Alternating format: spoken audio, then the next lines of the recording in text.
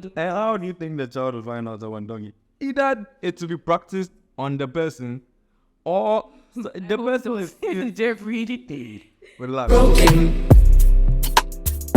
Come to you an explanation.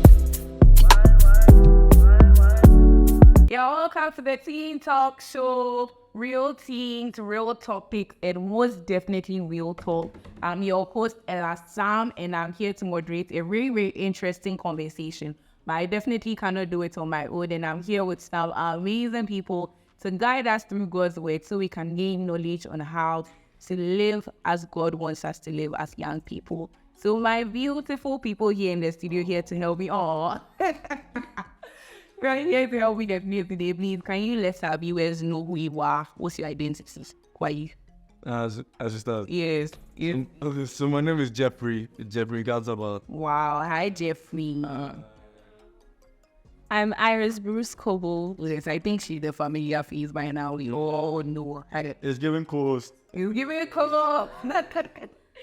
Okay, so now I said that we are going to have a very interesting conversation here on the Teen Tok Show. So let's hear what exactly we'll be talking about today. So one viewer sends a question and she said that pastors are spoiling us. I repeat, pastors are spoiling us. Let's hear what she had to say. She said that, why do some pastors openly talk about pornography and its related topics? Sometimes after we hear these things, we begin to practice sexual things due to our curiosity. There's true. It's true. Okay, let's just hold on. Let me know if you're there. God, let me finish the question. It says that the rate at which pastors talk about sex should reduce. So, ladies and gentlemen, that's the topic up for discussion today. But before we get into a very heated, interesting conversation, let's go to the streets and let's hear what other people of God have to say. Broken.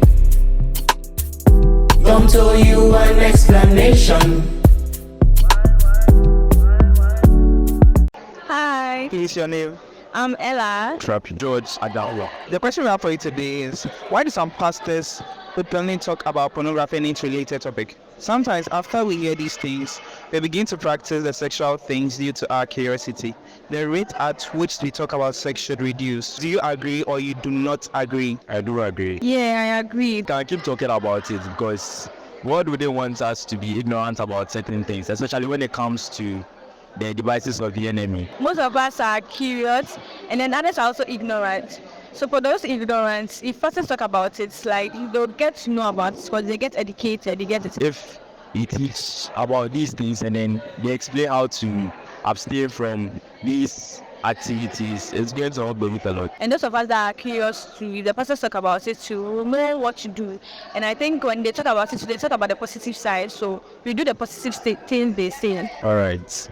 So you see, human beings do like exploration. So when they get exposed to this kind of information, they might want to try and see if they are really strong enough. You see, when the pastors are talking, they will be like, men, yeah, so koshima, to me impie. So human beings, as human as we are, you'll be like, any woman, me koshima, mean to me impie. So you will try it. You'll try it. You will try. Hey.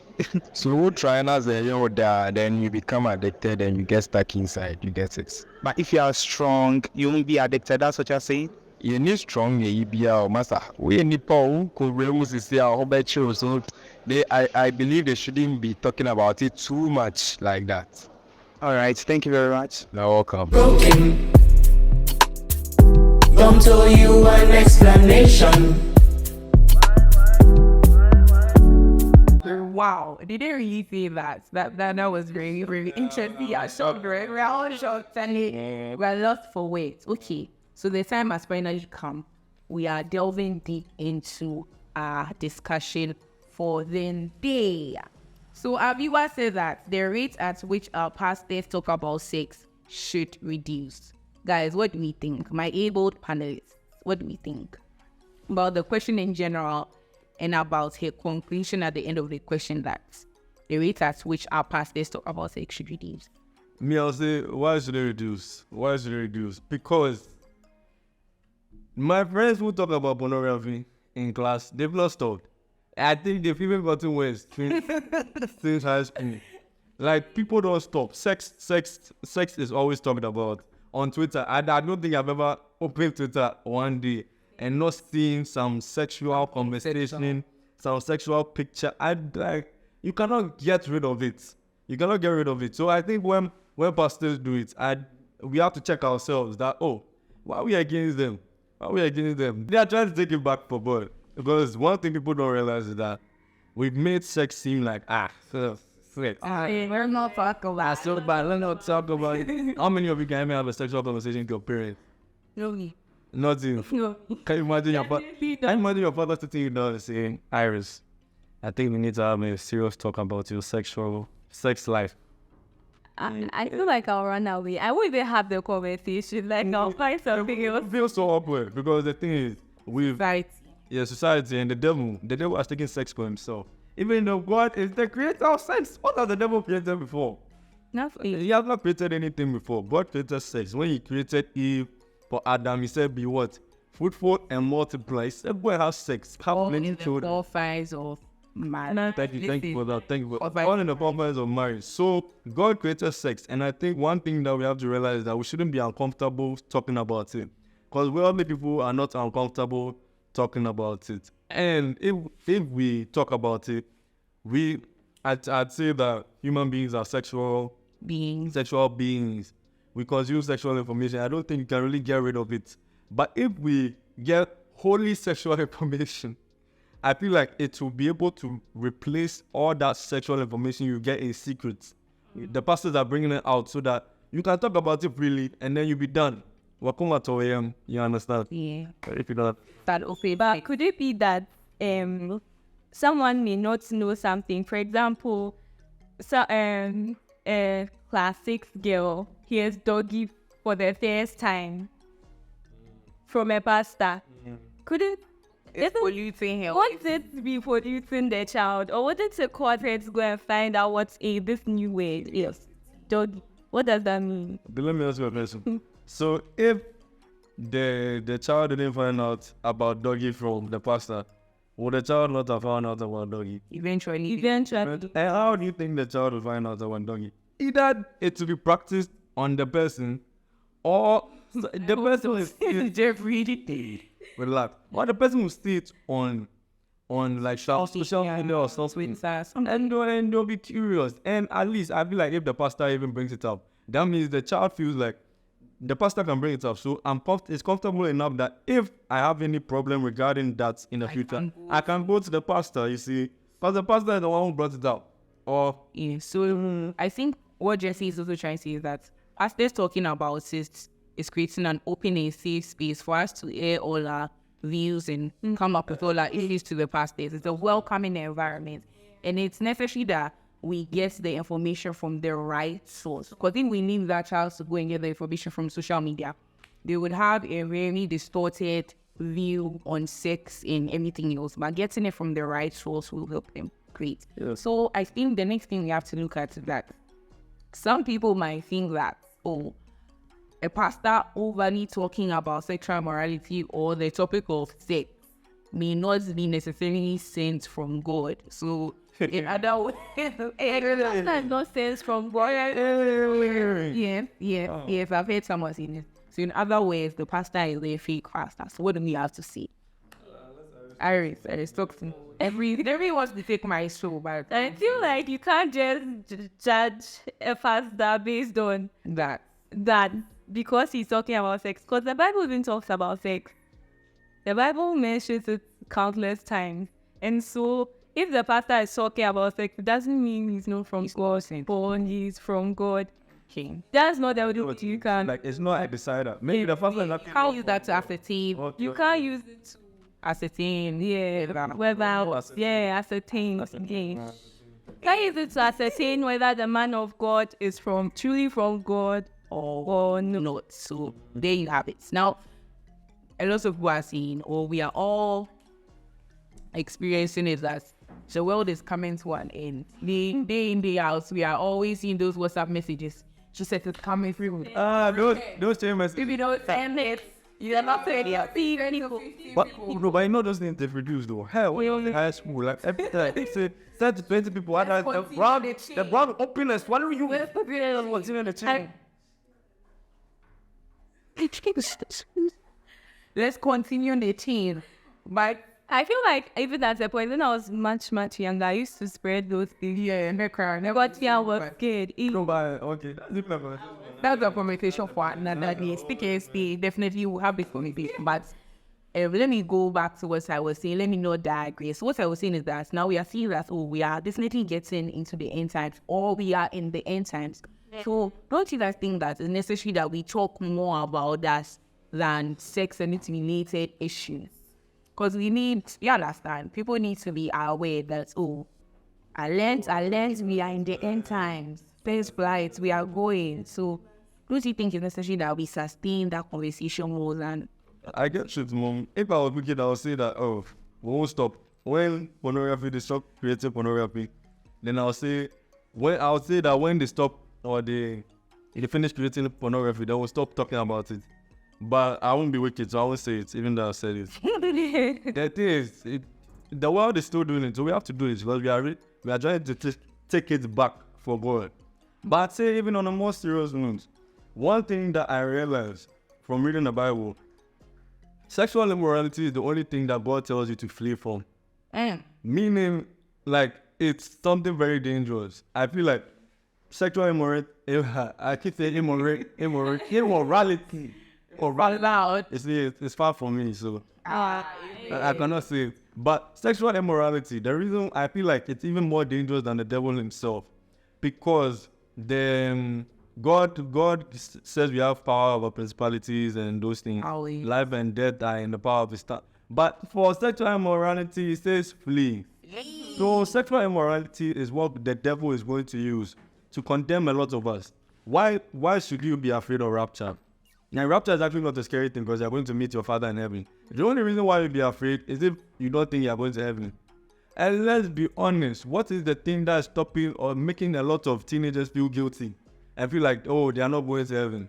It's sexual immorality. Because someone thinks I've confessed my life to Christ 12 times, but I'm going to see that boy. I'm going to sleep with that overdue. So I can't see that boy. So now I'm thinking that, because of those things that I've done, I'm not really for God. And so when rapture comes, God will not really take me. So when the pastors bring it up, I won't say trivialize, because sexual immorality is still a problem. But they make you realize that, there's grace to stop. There's grace to overcome. And like sexual immorality, I'll do It's better. so far from... If I make, you understand. If I make a mistake again, change my name. Sexual immorality. So sexual immorality, I feel like when the pastors talk about it, they make you realize that there's grace there. And so the sexual immorality should not be what is stopping you from enjoying the rapture, from truly giving yourself to God. You feel condemned, then you start to feel far away from God because of something that you think, you are so bad.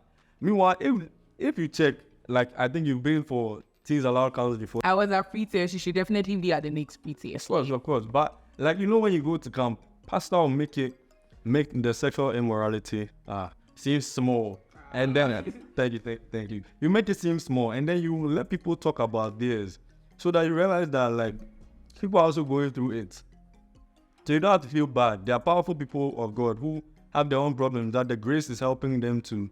Titus 2:11-12 says the grace of salvation comes to help you say no to the sexual immorality. If you are doing it in secret, you are keeping it to yourself, you think you are the worst person in the world.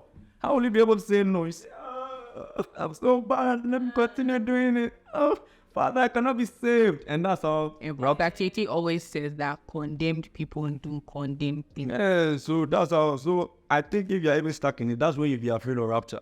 But why do you need to talk about rapture plenty? Or even though like rapture is important, we know that the end times are coming. A lot of us look forward to rapture because we know that, our Father who we've given our life to will come and save us. Yeah, so now we know that our Father who is in heaven and Jesus, they are coming to take us to a better place. So we are not afraid. So the thing that we should be afraid of is the thing that God is afraid of. It says flee, sexual immorality. They are. Okay, is anything to say? I think that you spoke here. You want to remove me as the host. It's not my fault I'm a lecture film. Where is? Okay, I think that most pastors speak. I think that most pastors speak about sexual immorality for a reason. They don't just come to their pulpits and come and say, "Hey, pornography, hey, sex, I didn't tell you to watch. kissing." They are not telling you to watch them. They are bringing awareness of what it's doing to us as young people and even some old people. And then they are giving us solutions, very doable solutions with and advantages and disadvantages. So then it gives you the a choice of what you want to do for yourself. Do I want to stay stuck in sin, in sexual sin, or do I want to be free from it and get closer to my Father in heaven? So yeah, that's what I have to say. All right. There's a cause for it. There's a cause behind it. So, do we think that it can ever get too much? This message of being, can it ever get too much? Can it ever get too much? Is there a level where we can say that, okay, we've heard this message way too many times and we are tired, so the pastor should scratch that, like it's enough? Well, I'll say that every pastor has his ministry, and I think that knowing your ministry is important. How Peter had the Jews that he was ministering to, Paul had the Gentiles. If you honestly look to it, Paul's whole message was just that even though like we are not the Jews, we are not the chosen people, God has come to save us all. That was his message. If you say that is enough, then like a lot of us will not be here today because we'll still be believing that, oh, only Israel, only the chosen people are saved. So I believe there's a ministry for everybody. And I believe that it has come, what I honestly, of course, every pastor should have his ministry, but I think that like it's also a ministry that's powerful. It's also saving people. Because I've seen people who have come out of a lot of their addictions and a lot of their problems to become even more powerful men and women of God. Even though like, even that doesn't stop you because God works and uses everybody. But through that, they become powerful men and women of God.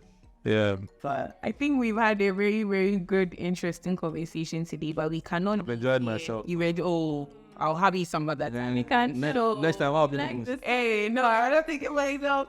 So we've had a very interesting conversation. As usual, we can't leave here without our takeaway. So Iris is going to give us a quick review of everything we've said here today, so that we are very, very sure that you leave here with clarity on this matter. So, Iris. Okay, so I think that what we can take home from this is that you can't really tell whether a pastor is false or not just by him talking about sex.